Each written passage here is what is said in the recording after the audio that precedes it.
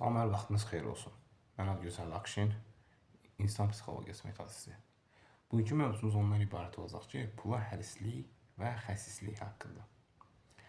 Adətən bu tip insanlar ilk başda hər hansı bir maddi ehtiyatını bölüşən özlərini göstərirlər. Yəni, baxırsan, sən kənardan izləyirsən, həddindən çox maddi ehtiyatsan kənar qaçan insan kimi və maddi ehtiyata önəm verməyən insan kimi görsənir. Amma zamanla aradan müddət keçir.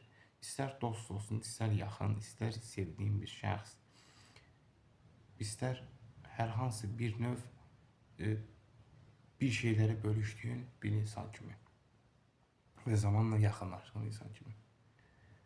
Yavaş-yavaş, ard-arda hiss elətdirir o maddi ehtiyat istəyini. Bu qədər mi sən düşmüsən?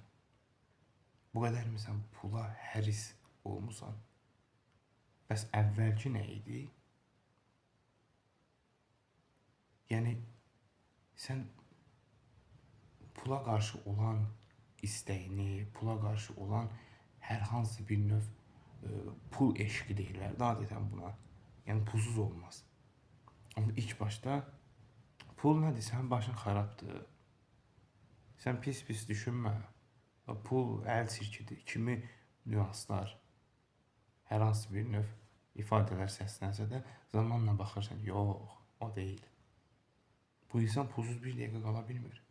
Və zaman keçdikcə də sənin maddi ehtiyatın onunla eyni balanslı olmadığı üçün uzaqlaşıb kənarlaşmaya başlayır və nəticədə sən günahkar olursan.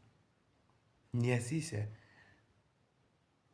ona ilk başdan maddi ehtiyatlarının onunla eyni səviyyədə olduğunu ona hiss etdirə bilməmisən. Bəlkə də sən utanmısan. Bəlkə də düşünmüsən ki, ayıb olar. Adətən oğlanla qızın arasında olur həmin bu balans pozulması. Və nəticə etibarıyla da əgər bu ciddi danışılan münasibətdirsə, heç zaman sona qədər gedə bilməz.